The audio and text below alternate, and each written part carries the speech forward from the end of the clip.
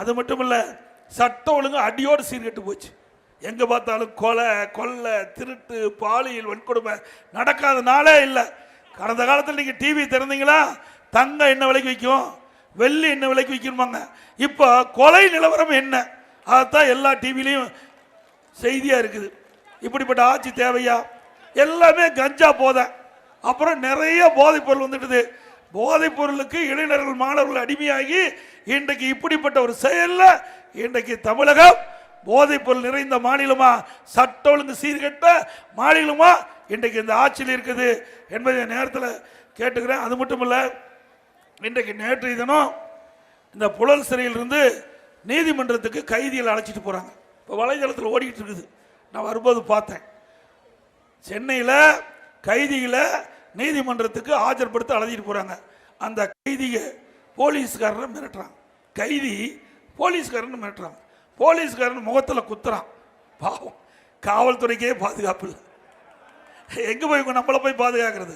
நம்ம எல்லாம் யாரும் பாதுகாக்க மாட்டாங்க இந்த ஆட்சியில். இப்போ வலைதளத்தில் ஓடிட்டு இருக்குது. பஸ்ஸில் போகும்போது காவல்துறை கெஞ்சுறாங்க. யார்? கைதிக்கிட்ட. நிலைமை எப்படி போகுது பாருங்க. காவல்துறை இன்றைக்கு கைதிகளை கட்டுப்படுத்தக்கூடிய அதிகாரம் இருக்குது. ஆனால் கைதிகள் காவல்துறை மிரட்டுகின்ற நிலை திமுக ஆட்சியில் தான் பார்க்க முடியுது. அதோட அரியலூர் அருகில் ஒருத்தர் பைக்கில் போயிட்டு இருக்காரு. இப்போல்லாம் வலைதளத்தில் ஓடிட்டு இருக்கிற செய்தி சொல்கிறேன். அவர் ஒரு வெயிலில் ஒரு மரத்து ஓரமாக நிறுத்துறாரு. அங்கே ஒரு 5 நபர்கள் அழகா ட்ரிங்க்ஸ் சாப்பிட்டுட்டு இருக்கிறாங்க. அதாவது மதுபானம் அரிஞ்சிட்டு இருக்கிறாங்க. உடனே அங்கே போய் நிறுத்தினா அவருக்கு வாக்குவாதம் ஏற்படுது. உடனே அவரை அடிக்கிறாங்க. அடி தாங்க முடியாத ஓடுற பஸ்ஸில் ஏறுறாரு. பஸ்ஸில் போய் ஏறி அவரை வெட்டுறாங்க. இப்படிப்பட்ட காட்சியெல்லாம் நம்ம வலைதளத்தில் பார்க்குறோம். இதையெல்லாம் பார்த்து மக்கள் அதிர்ச்சியில் இருக்கிறாங்க. இப்படி சட்ட ஒழுங்கு சீர்கெட்ட ஆட்சி தேவையா? மக்களுக்கு பாதுகாப்பு இல்லை, சிறுமிக்கும் பாதுகாப்பு இல்லை, பாட்டிக்கும் பாதுகாப்பு இல்லை, பெரியவர்களுக்கும் பாதுகாப்பு இல்லை. எங்கள் ஏரியாலாம் கொங்கு மண்டலத்தில் பார்த்தீங்கன்னா எங்கெங்கெல்லாம் பெரியவர் இருக்காங்களோ முதியோர் இருக்கிறாங்களோ குறி வச்சு அவர் வீட்டில் கொள்ளையடிச்சு வெட்டி சாச்சிட்டு போயிடறான். இன்ன வரைக்கும் சரியா கண்டுபிடிக்க முடியல.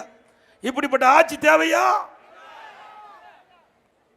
இதில் திருவள்ளூர் மாவட்டத்தில் ஒரு 15 நாளைக்கு முந்தி சாலையில் ஒரு சிறுமி நடந்துட்டு போகிறாங்க.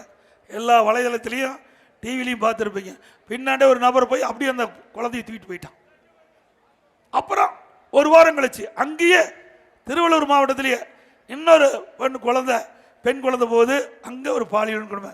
திருவள்ளூர் மாவட்டத்தில் மட்டும் 20 நாட்கள், கடந்த 20 நாட்கள் 11 பாலியல் சீண்டல் பாலியல் கொடுமை.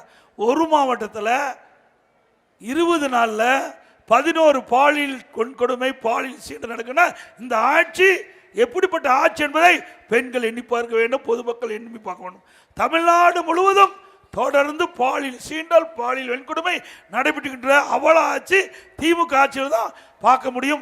இதையெல்லாம் கவலைப்படாத முதலமைச்சர் தான் இன்றைய முதலமைச்சர் திரு ஸ்டாலின் என்பதை நேரத்தில் சுட்டிக்காட்டி, அது மட்டுமல்ல ஒரு பத்திரிகையில் வந்திருக்குது, குற்ற நாடாக மாறும் தமிழ்நாடு, குற்ற நாடாக மாறும் தமிழ்நாடு தலைப்புச் செய்தி. இதில் நிறைய போட்டுக்கிறான். இன்றைக்கு தமிழ்நாடுனா குற்றம் நிறைந்த மாநிலமாக மாறி போச்சு. திமுக ஆட்சியில் பத்திரிகையில் எல்லா செய்தியும் புட்டு வச்சிருக்காங்க.